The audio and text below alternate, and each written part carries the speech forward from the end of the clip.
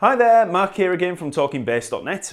Last time out I took a look at playing major chords on the bass with a view to understanding music theory and harmony a little better. This time out let's have a look at the minor triad and a few extra shapes for helping our positioning. I'm also going to be having a quick look at the concept of voice leading and how it can be related to these chords on bass. So last lesson we covered a major chord shape built from a root note on the E string and two shapes built on a root from the A string. Now there's other voicings or shapes that we can use depending on where we are on the neck or what kind of musical scenario that we're in, but for now we'll stick to these three simple shapes. So now let's look at a minor triad. So we know that a minor triad is built like a major triad but with a minor third instead of a major third. Now if you don't know any of the chord construction guidelines, then take a look through my earlier chord construction lessons on the YouTube channel or talkingbass.net. So for a major triad we have the degrees 1, 3 and 5, or root, major third, perfect fifth. The minor triad is the degrees 1, flat 3, 5, or root, minor third, perfect fifth. So let's take the F major chord that we looked at last lesson, starting on the 13th fret of the E string. We used the notes F, A and C, so that's the root, the third and the fifth, and then we voiced them in ascending from the E string, root, fifth, root, third. Now because the fifth has no real impact on the major or minor quality of the chord, we removed the C or fifth to get a leaner, cleaner voicing. Okay, so that gives us the F there, 13th fret on the E string, F, 15th fret on the D string, and the A up there on the G string at the 14th fret. First finger, third finger, second finger, okay? So that's the F major. Now if we want to modify that chord shape to create an F minor chord, we just flatten the third. So that's the A up here on the G string, we take that down to an A flat. So we take it down from the 14th fret there, down to the 13th fret. So now we have F, 13th fret E string, F, the octave there, 15th fret on the D string, and we drop that A down to the A flat, so that's the 13th fret on the G string, okay? So that's the F minor, and I'm using the first finger there for the F, the third finger for the octave, and I'm barring this first finger across the E, A, D and G strings to get those two to get the F, and then the A flat on the G string, okay? So that's the F and the A flat, and then just drop the octave down there on the D, okay? F minor. So that's the minor shape, so move it around and get used to that minor sound. Okay, so hear how it's got a much sadder sound than the happy, contented major sound. Okay, so there's the F major, and now the F minor, major, minor, happy, major, sad, minor. Okay, so just move that chord around. Just get used to that shape and just experiment.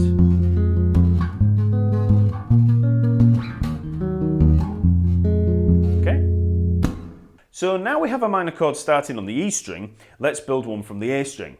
So we had the two major chords that were basically the same but with a different top note. We had the C major, here with the fifth or G on the top, and we had the one with the octave on top, no fifth.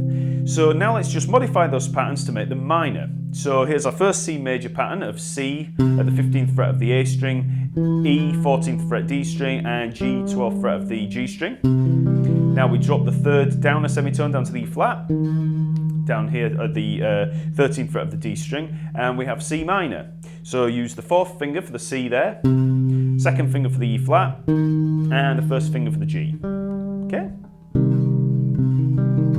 So that's C minor. Now let's change the other pattern. So again we had the C and the E here on the A and the D strings, but then we had the C up here at the 17th fret, so we used the second, first and fourth fingers across the C, E and C there. So again, now move that E down to the E flat, down to that 13th fret on the D string. So now we have C, E flat and C, okay? And I'm using the second finger, first finger, fourth finger. So we had C major, now C minor, okay? So each time I'm just dropping that third, the major third, down to the minor third. And remember that there's also a PDF available from the info below or at talkingbass.net, and that's got all this lesson material for you in standard notation and in tab. So now we have the major and minor chords covered, let's try out some chord progressions. The major and minor chords are the basis for most Western music, so there's no shortage of songs or pieces to try out. So let's try some really common chord progressions. We'll play some chords from a major key first. So if we ever think back to the chords of the major key lesson, you'll remember that chords 1, 4 and 5 were major, those primary chords, and chords 2, 3 and 6 are all minor triads. So let's try a progression with chord 2. We'll start with chord 1 for 2 bars, then chord 2 and then chord 5. So let's first try it in C major. So chord 1 is C, chord 2 is D minor, and chord 5 is G major. Okay, so that we're going to have chord 1 for 2 bars, chord 2 and then chord 5. So this is a 1, 2, 5 progression, which you'll also hear often mentioned as a 2, 5, 1 progression. Okay, so we've got C major for 2 bars, then D minor, C major, D minor, G major.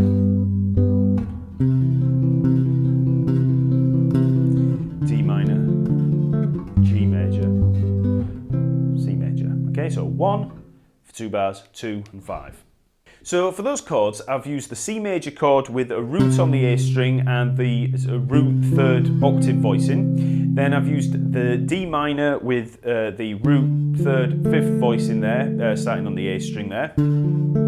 And for the G major chord, I've used the standard E string voicing. So that's there, the G, the root octave and third voicing. So try to recognise these chord shapes as we move through them and keep track of the root notes. So in terms of root notes, we've got the C there on the A string, then we've got the D there on the A string, and the G on the E string. And if you have any problems finding any of these notes above the 12th fret, just remember that the 12th fret is actually a repeat of the open strings. So all these dots up here, the same notes as the dots down here. So the open string, the 12th fret here, we've got E, A, D, G across, E, A, D, G across the open strings. So that's a complete repeat, just in case you didn't know. So we would have F there, 13th fret E string, G, 15th fret E string, A for the 17th fret E string, G for the dot, G for the dot, A for the dot, A dot. That dot there, that's a C. That dot there, that's a C. 3rd fret dot again on the D string, that's an F. That's an F up there. So again, just a repeat of this. Okay? Now, if you think back to last lesson when we used chord 4, you'll remember that chord 4 is often used as a preparation for chord 5 in returning to the tonic chord. So in the key of C, C major, F for the chord 4, G for the chord 5. So you can hear the actual progression or journey through the chords as they make their way home to chord 1. Chord 4 has that pull to chord 5, and chord 5 has a pull towards the tonic, chord 1. Now, chord 2 can also be used in moving towards that chord 5. So listen to the similarity between these two progressions. So here's 4, 5, 1. And now here's 2, 5, 1.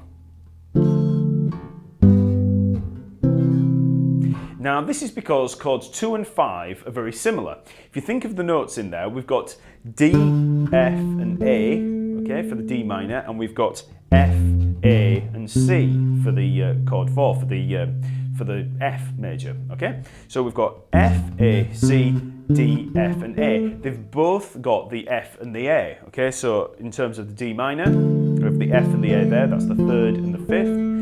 For the chord 4, F and A is the root and the 3rd. So they both share common notes.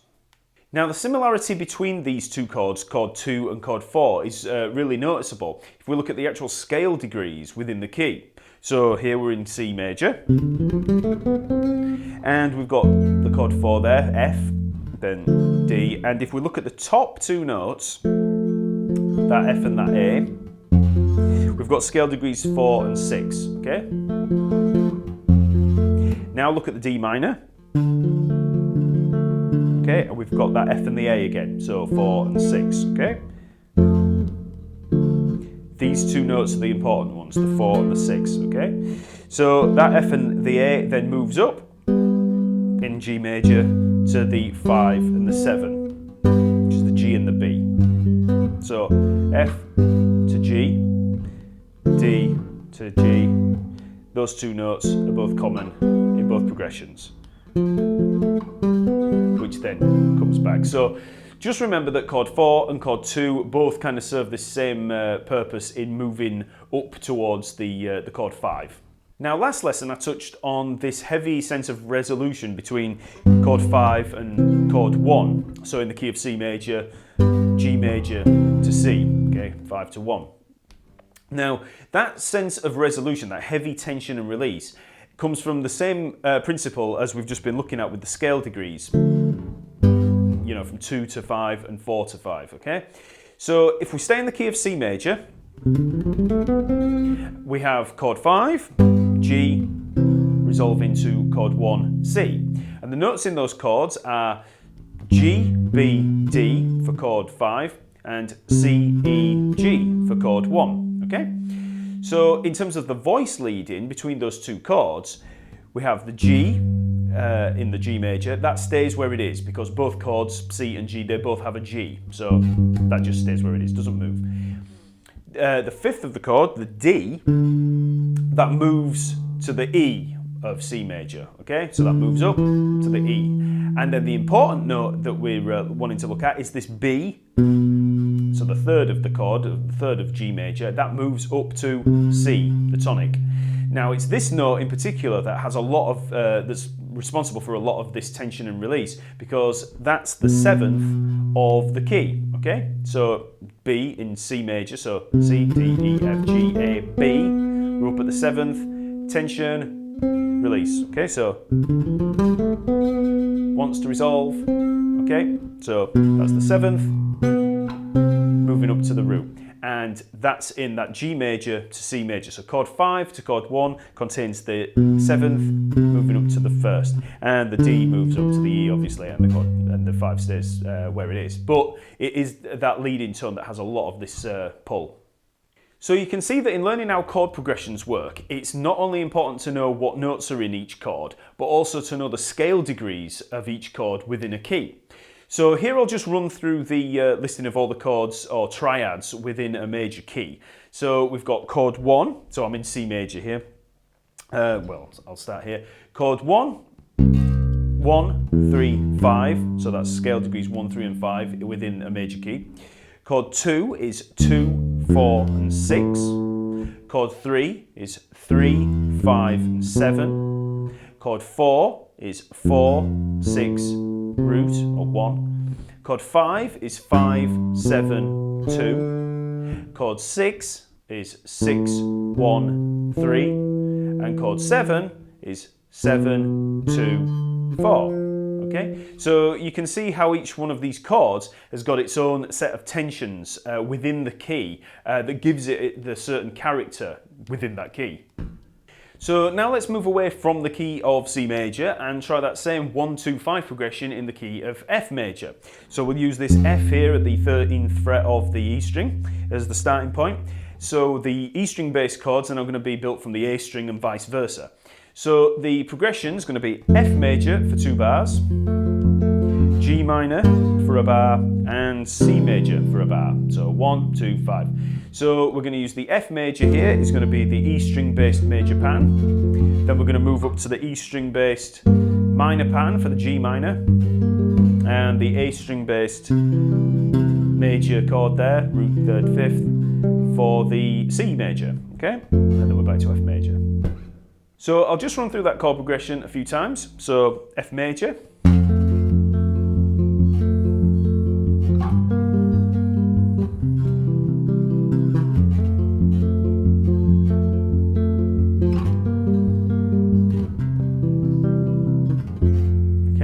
And I could just try a standard block chord vamp, so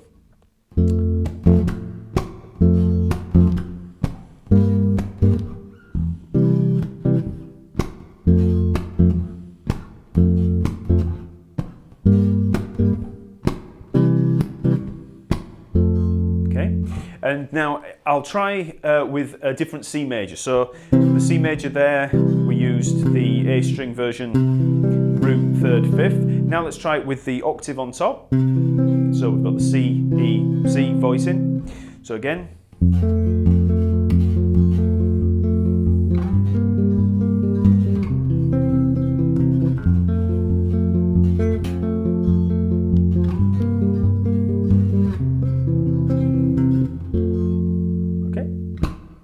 Now let's try adding a chord 6.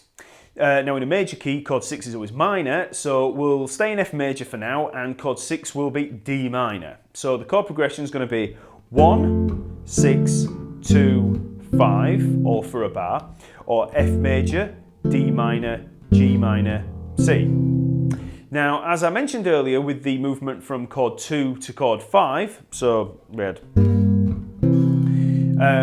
the way that 2 leads into 5, just like 4 leads into 5, chord 6 can be used to lead into chord 2, okay? So we've got the chord 1, 6, 2, so it's led into 2, 5, 1, okay? And this is a really common chord progression and is often used as a turnaround at the end of a piece or even as a vamp at the beginning of a piece, okay? So 6, 2, 5,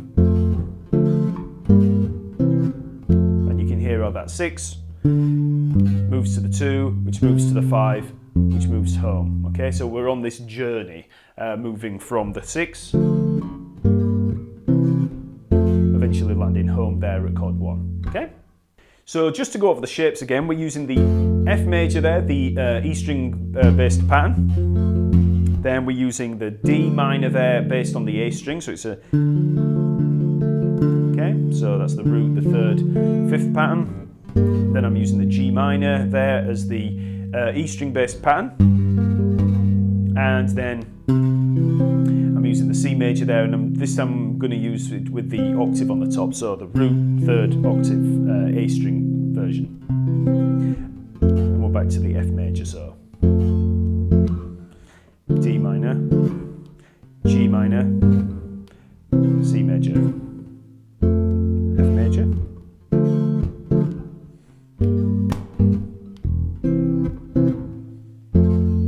and we can try the finger picking patterns through it just as we did on the previous lesson.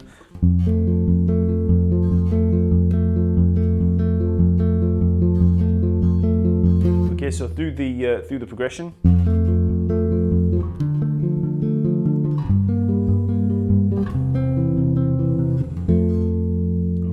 And take it as slow as you want, because a lot of these chords, obviously, might take you a while to get under your fingers. If you're already a guitarist, you'll probably find them quite easy and probably quite familiar. But if you've never tried chords before and you're finding it hard to get your fingers around them, just take your time to try them as slow as you can. Just work up speed. Eventually, you'll get them. And don't worry about getting the finger picking patterns. So just practice and just experiment. So when we write music containing more than one chord, the chords move from one to another, and so far we've pretty much looked at them as blocks in a vertical sense, like this is a C major, this is an A minor, this is a D minor. But it's also possible to look at them horizontally, okay, and follow those individual lines that run through them, just as we did with the analysis of the scale degrees in each chord or key. Now, each voice will have its own melody, and back in the Renaissance and Baroque days, polyphonic and contrapuntal music was made up of individual melodies in each voice, and they simply combined to become what we now perceive and label as tonal chord progressions. So when we look at a progression like F major, D minor, G minor and C major, because we're using 3 voices, we can see 3 individual melodies running through them. So if we have a look at that 1, 6, 2, 5 progression again in F, we can split those chords up into 3 individual voices and look at those melodies. So we've got the F major there, we've got this top voice, the A, then we've got this middle voice, the F there on the D string, and then on the bottom string, the E string, we've got that bottom voice, okay? So we've got a top voice, middle voice, and a bottom voice, okay? So 3 voices. Then if we move up to the D minor, top voice is staying where it is, that A, middle voice is staying where it is on the F, bottom voice is moving up to D, okay? And now if we just track each one, so first of all we'll just look at the top melody, okay? So F major, D minor, G minor, okay? So that top voice has moved A, B flat, then we get to the C there, the top voice has moved up to C, and then we're back to F major again, top voice has moved to the A. So the melody there is A, B flat, C, A, okay?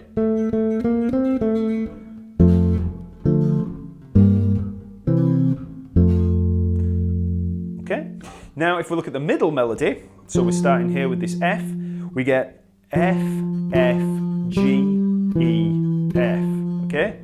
If you track it as I'm playing, F, then it moves up to G, then up to C, we've got it moving down there to the E, and then back to the F, so F, G, E, F, okay? And then if we look at the lowest voice, which is the bass note, this one moves around quite a lot, so we've got F, D, G, C, F, just moving along with the root notes, okay?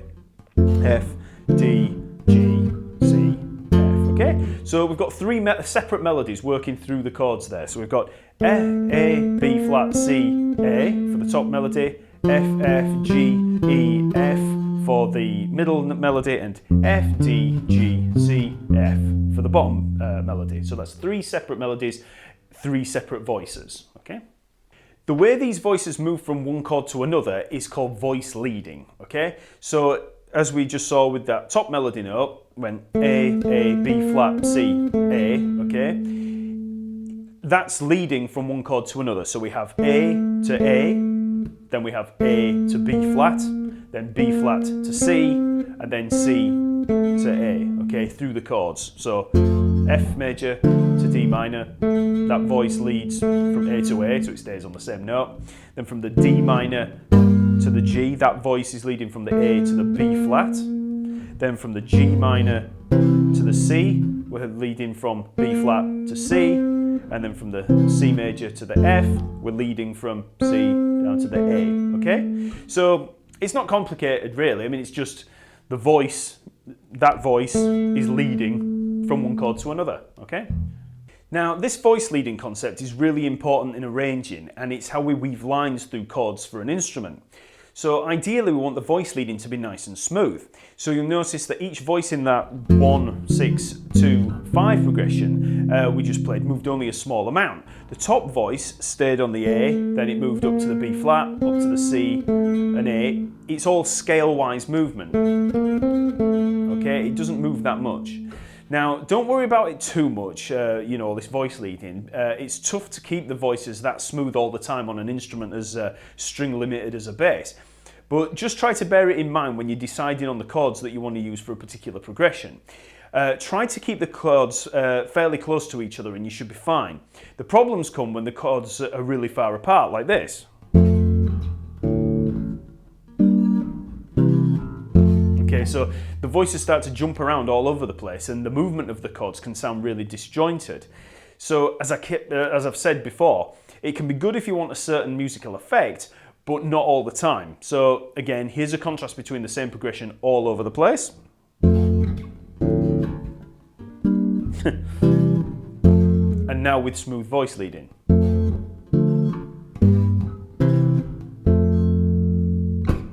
So now let's take a look at a couple of extra chord shapes that we can use for helping keep this chord movement and voice leading smooth. So I'll use a chord built on an A root note instead of the C or the F that I've used before, just to show these two chord shapes. So first of all, we have a chord built from the A string and we're going to use the root A, the fifth E, and then the third on top. So that's the C sharp for a major chord and C for a minor chord. So we have these two patterns. A major and A minor, okay? So it's a bit of a stretch for the top note on the G string, but persevere, and it's pretty good. It's a pretty good voicing, although the minor chord tends to be a bit more useful, okay? Because the major one, it is a fair stretch, okay? So for this A one, we've got A, 12th fret on the A string. Then I'm using this with the first finger. Then I'm using the second finger to get this E here, 14th fret on the D string. Okay, so we've got a perfect fifth there between the first and second finger, and then we stretch up to get the C sharp there on the, what's that, the 18th fret on the G string. That's the A major, okay? So then drop it down and we just go for the 17th fret there for the C on the G string, for the A minor, okay? So we've got A major, and then we've got A minor. So as an example of that chord, let's take a 1-6-2-5 chord progression in C major. So we've got C major, A minor, D minor, G major, and C major, okay? So the C major, we can use that root third octave pattern, but if we want to stay in this particular position and not move up to that A minor there on the E string, we can use the A minor that we've just used, the root fifth third one. So we're going to go from the C major and then drop down to the A minor, and you'll notice that the two top notes there, the E and the G, stay the same. Okay, so we've got C major to A minor. The E and the G there staying the same. And then the D minor, and then the G major. Okay. Now let's look at another chord shape built from the E string. So far we've only covered the major and minor chords using this kind of bar chord shape, root, octave, and the third on top. So for example, here's the G major and G minor, okay? But we can build another shape using the same root on the E string and the third on the G string, but we put the fifth in, okay, here. Now this is a bit of an odd fingering. So we've got the root, so we play the root there, so I'm going to play the G, 15th fret on the E string with the third finger. Then use the first finger to play this D here, 12th fret on the D string. And then we're going to use the fourth finger to play the B up there, the what's that, 16th fret on the G string, okay? So like I said, it's a bit of an odd feeling fingering. And it actually uses pretty much the same notes as the bar chord. It's just that this octave here of the G, we're substituting this D, the fifth, down here. Okay? Now if you want to use a minor chord, take that same finger in there for the G major. We'll just take that finger there, the fourth finger up on the top, take it down a semitone to the B flat, okay? And that's at the 15th fret of the G string. So G major, G minor. So now let's try out that same 1-6-2-5 in C, C major, A minor, D minor, G major progression, but this time we're going to use the A minor built from the E string instead of the big stretch pattern. We're going to use this one here, using the one that we've just covered, okay? So we've got the C major there from the A string pattern, then a new minor, then D minor, G major, okay? So C, A minor, D minor, G major, okay? And again, all of these patterns are all available in the PDF lesson material, okay?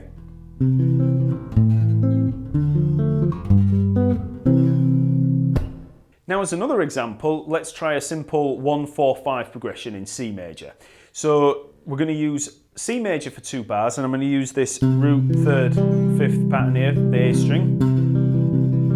So we've got C major for 2 bars, then we're going to use F major there, the E string pattern. But then, because we're in this position, instead of moving up to the G major, I'm going to use the new fingering. Okay, so we've got C major, F major, G major, C. Okay.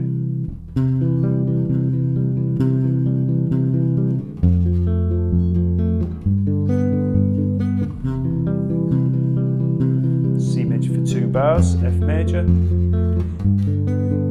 G major, C major. So we've now got quite a few shapes for these, just these 2 major and minor patterns. And you might be thinking, well, why do I need all these patterns? Why can't I just use one pattern for all of them? And that'd be fine. It's just that I wanted to make sure that I get to go through the voice leading side of this stuff. And also to make sure that no matter where you are, whatever chord that you've got, there is another one under your fingers ready. You don't want to be jumping around all over the place. These patterns, the alternative patterns that we've gone through, mean that you can just stay in one particular area and not move your hand, you know, all over the place like I was showing, and in turn keep the voice leading nice. And of course this is a music theory series, so the voice leading does come into play quite heavily. So that's it for the major and minor triads. Next lesson I'll be covering the augmented and diminished chords, which we should be able to cover fairly quickly now that we've got a good foundation to work from. As I've said before, keep playing through every chord progression that you can find and work on simplifying any chords that you don't. A major 7 and a dominant 7 chord, so a major 7 or 7, like C major 7, C7, they can be simplified down to major chords, okay?